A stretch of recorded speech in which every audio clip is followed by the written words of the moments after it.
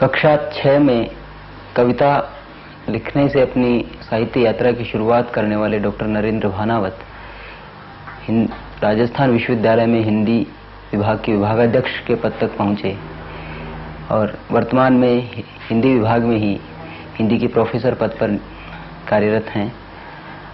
आपने राजस्थानी का वैली साहित्य विषय पर पीएचडी उपाधि प्राप्त की और जैन तथा राजस्थानी साहित्य का विशेष अध्ययन किया।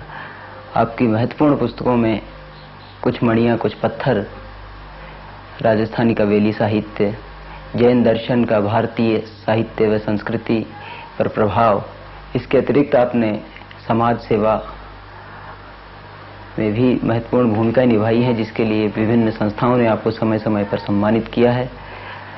मैं आपसे जानना चाहूँगा और सभी दर्शक भी जानना चाहेंगे कि आपकी साहित्यिक यात्रा की शुरुआत कहाँ से हुई?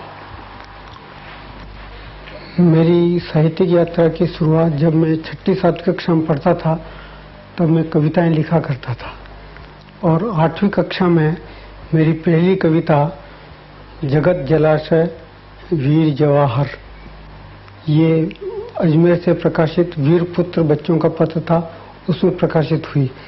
दूसरी कविता इलाहाबाद से बच्चों का एक पत्र था बाल सखा, ये कविता फिर दूसरी तीसरी कक्षाओं में संकलित की गई थी, डॉक्टर सोमनाथ गुप्ता ने जिसको संपादित किया था। उसके बाद मैं जब छात्र जीवन में था तब मैं बराबर लिखता रहा और कविता के साथ साथ कहानी, एकांकी, निबंध आदि में मेरी प्रवृत्ति रही। बीकानेर में अगरचंद नाहटा, शंभुदयाल सक्सेना, विद्याधर शास्त्री और अक्षयचंद शर्मा, मुरलीधर व्यास, ये हिंदी और राजस्थानी के विद्वान प्रति सप्ताह मिला करते थे और कोई नई रचना पढ़ते थे, तो उनसे मेरी प्रेरणा मिली और मैं हर सप्ताह कोई न कोई नई रचना लिख करके वहाँ पढ़ता था। लोग साहब, आपने हिंदी और राजस्थानी में समान रूप से लिखा है। आपकी हिंदी में भी 4 कविता संग्रह हैं और राजस्थानी में भी आपके 4 कविता संग्रह हैं। 2 भाषाओं के बीच एक कवि का ये संतुलन बनाए रखना किस प्रकार से संभव है? एक तो मैं गांव का निवासी हूँ, तो बचपन में राजस्थानी बोला करते थे और एक तरह से राजस्थानी हमारी मातृभाषा है, तो उस दृष्टि से उसमें मैंने प्रावीण्य प्राप्त किया और एमए में मैंने डिंगल और राजस्थानी का एक स्पेशल पेपर लिया था। उससे भी मुझे प्रेरणा मिली और मेरी माँ निरक्षर है लेकिन वो राजस्थानी में और मेवाड़ी में बोला करती थी, तो उससे उस पर अधिकार होना स्वाभाविक है और हिंदी राष्ट्रभाषा है तो उस पर तो अधिकार होना है ही है, नेचुरल है।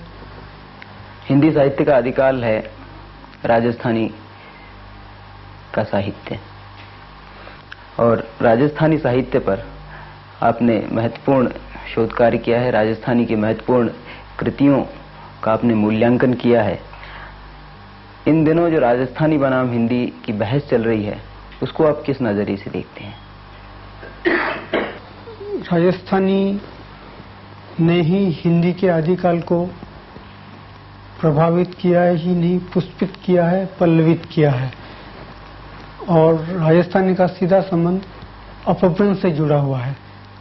आदिकाल में अपभ्रंश की एक प्रमुख धारा रही है जिसकी उपेक्षा कर दी गई। उसमें स्वयंभू, पुष्पदंत आदि कवि हुए जिन्होंने रामायण लिखी, उसका प्रभाव हिंदी साहित्य पर काफी रहा और हिंदी के हमारे राजस्थान में प्रेस का विकास बहुत बाद में हुआ।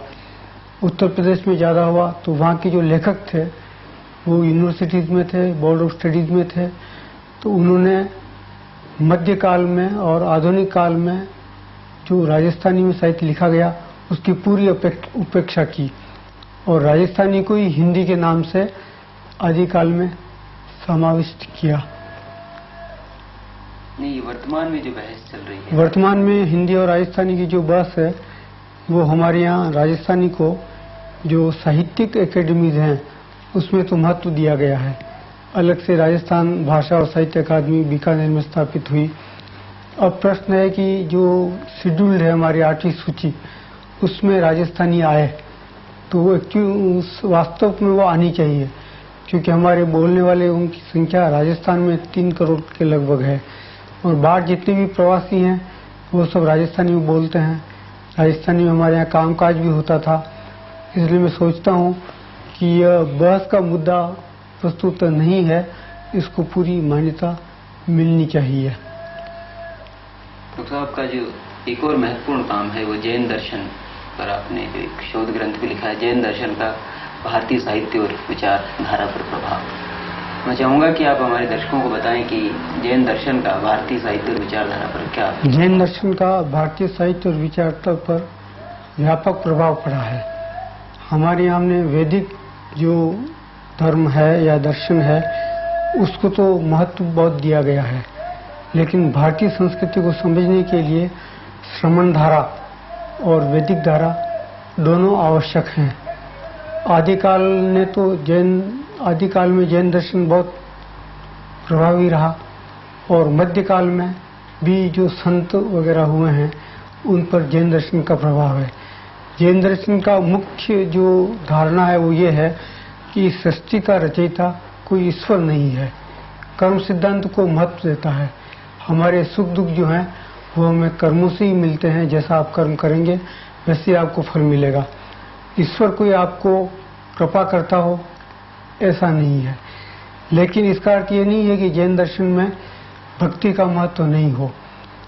दूसरा कंसेप्ट ये है कि जितने भी जीव हैं वे अपने कर्मों का क्षय करके ईश्वर बन सकते हैं, इसलिए ईश्वर एक नहीं है। जैन दर्शन की दृष्टि से जो शुद्ध वीतराग आत्मा है वही परमेश्वर है, और फिर वो अवतार नहीं लेती, वो उत्तारवाद को महत्व देता है जैन दर्शन। अर्थात जो एक बार मोक्ष में चला गया वो फिर दोबारा इस संसार में जन्म मरण के चक्कर में नहीं फंसता। जैन दर्शन ने हिंदी और दूसरी भाषाओं को काव्य रूप की एक नई विचारधारा दी। अर्थात जो खंड काव्य और प्रबंध काव्य है उसके बीच में उन्होंने कई नए काव्य रूपों को जन्म दिया, जैसे उत्सव काव्य है, ऋतु काव्य है, और ये दूसरी जो विधाएं हैं जिसमें तो ये सैकड़ों इसकी संख्याएं हिंदी काव्य में मिलती हैं और गद्य में भी मिलती हैं, जैसे पट्टावली है, दफ्तरी है, वचनिका है। इस तरह की कई विधाएं जैन दर्शन ने हिंदी गद्य साहित्य को दी। हिंदी गद्य हम भारतेंदु से मानते हैं, लेकिन जैन दर्शन और जैन धर्म में जो हमारे आचार्य और मुनि थे उन्होंने प्रारंभ ही लिखना शुरू किया, और आदिकाल में सबसे पहले व्याकरण लिखा गया। उसके बाद गुरुवावली जो उनके गुरु थे उनके बारे में उन्होंने लिखा, और उस समय जो सामाजिक स्थिति थी उसका भी उसके साथ साथ उन्होंने समन्वय किया है। डॉक्टर साहब, आपने निबंध भी लिखे हैं, और निबंधों की जो कला है वो मुझे लगता है इन दिनों विलुप्त होती जा रही है, क्योंकि ललित निबंध लिखने वाले इन दिनों विद्यानिवास मिश्र और कुबेरनाथ राय जैसे ही कुछ लेखक बचे हुए हैं जिन्होंने ललित निबंधों की विधा को जीवित रखा है। आप इस विषय में कुछ कहना चाहें? ललित निबंध और गद्य काव्य में आपको अंतर करना पड़ेगा। मैं ऐसा मानता हूं कि ललित निबंध बहुत कम लिखे जा रहे हैं, ऐसा नहीं है। गद्य काव्य पहले लिखा जाता था, वो अवश्य अब नहीं लिखा जाता है। कुबेरनाथ मिश्र, कुबेरनाथ राय और विद्यानिवास मिश्र की केवल एक पुस्तक नहीं है, बहुत से पुस्तकें हैं। इसलिए अगर इसकी तादाद को आप देखें तो ललित निबंध आज कम नहीं लिखे जा रहे हैं। दूसरा, ललित निबंध के साथ प्रकृति का और पुराणों को ज्ञान आवश्यक है। इन दोनों ने जो निबंध लिखे हैं वो प्रकृति को उसमें ढाला है, और जो हमारे पौराणिक साहित्य है उसको नया रूप दिया है। जैसे कुबेरनाथ राय ने सूर्य को बहुत महत्व दिया है, स्थान स्थान पर उनके सूर्य की बात आती है, और संस्कृत के उद्धरण इन निबंधों में बहुत आते हैं। मैंने एक छात्रा को कुबेरनाथ राय के ललित निबंधों पर ही शोध कार्य कराया है। दूसरा, जो कमी अगर अनुभव करते हैं तो प्रकृति से आज हम टूट गए हैं, हमारा संबंध उतना नहीं रहा है। हम उसको बड़े सूक्ष्मता से देख नहीं पाते हैं। इसलिए प्राकृतिक जो संवेदना का पुट ललित निबंधों में होना चाहिए, उसकी कमी के कारण भी ज़्यादा लेखक इस क्षेत्र में नहीं आ पा रहे हैं, क्योंकि अंतर अनुशासनी ज्ञान जब तक नहीं है तब तक आप ललित निबंध लिख नहीं सकते।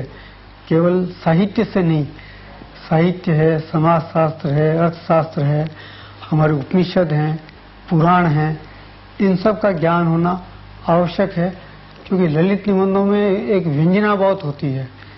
उसको हम सामान्य रूप से पढ़ते हैं तो उसके मर्म को हम समझ नहीं पाते हैं। उसमें कोई एक संवेदना और एक व्यंजना का पुट रहता है, ऐसा मैं मानता हूँ।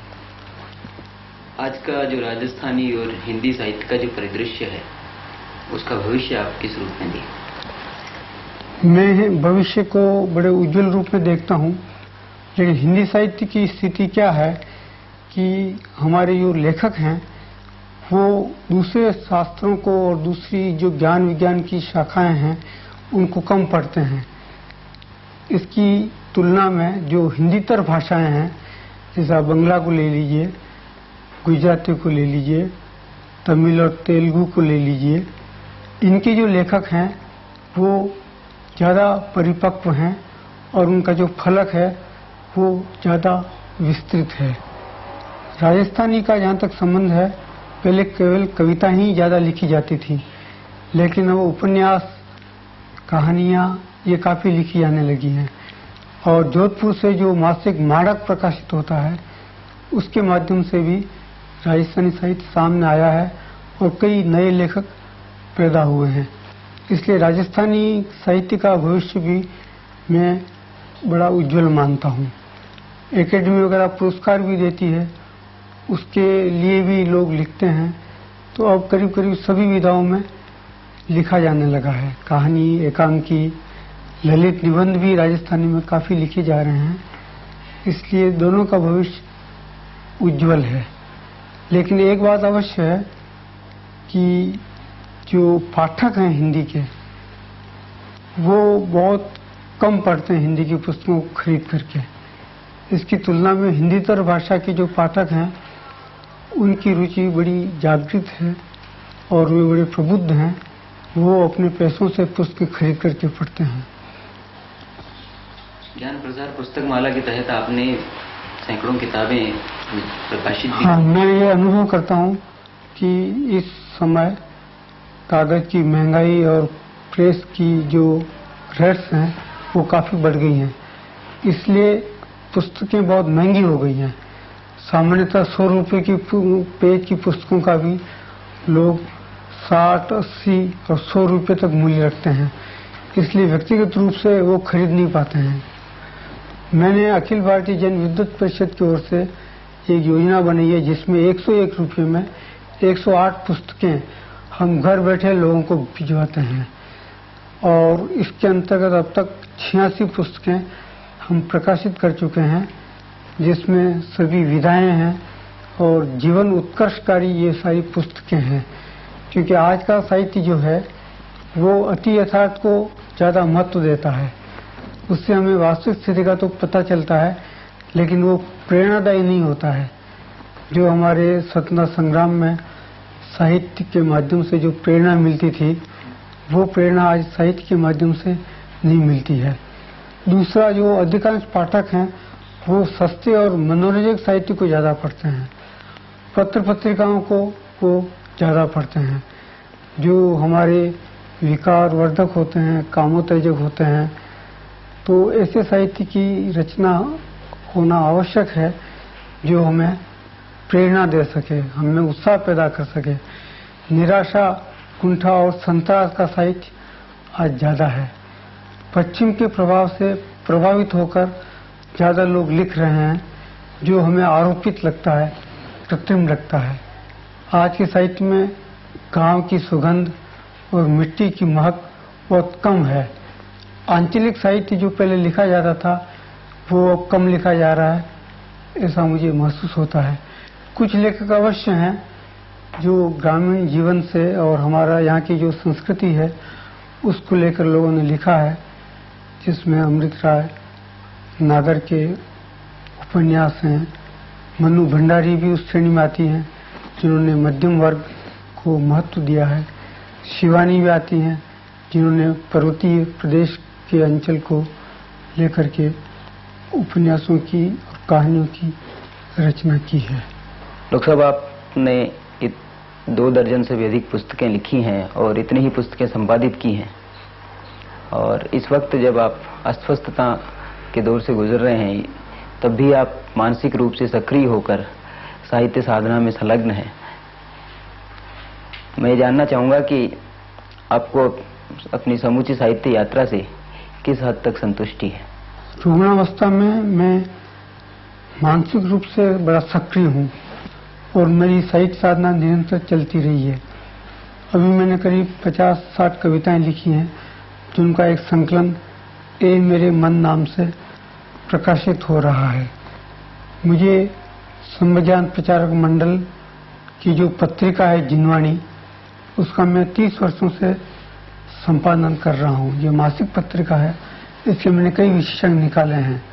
कर्म सिद्धांत, अहिंसा, अपरिग्रह आदि, इन सब सामाजिक सेवाओं के कारण मुझे संविधान प्रचारक मंडल और रत्न हितैषी श्रावक संघ ने सम्मानित किया है और 1 लाख रुपए की थैली मुझे भेंट की है और साहित्य शिरोमणि उपाधि से मुझे उन्होंने संबोधित किया है।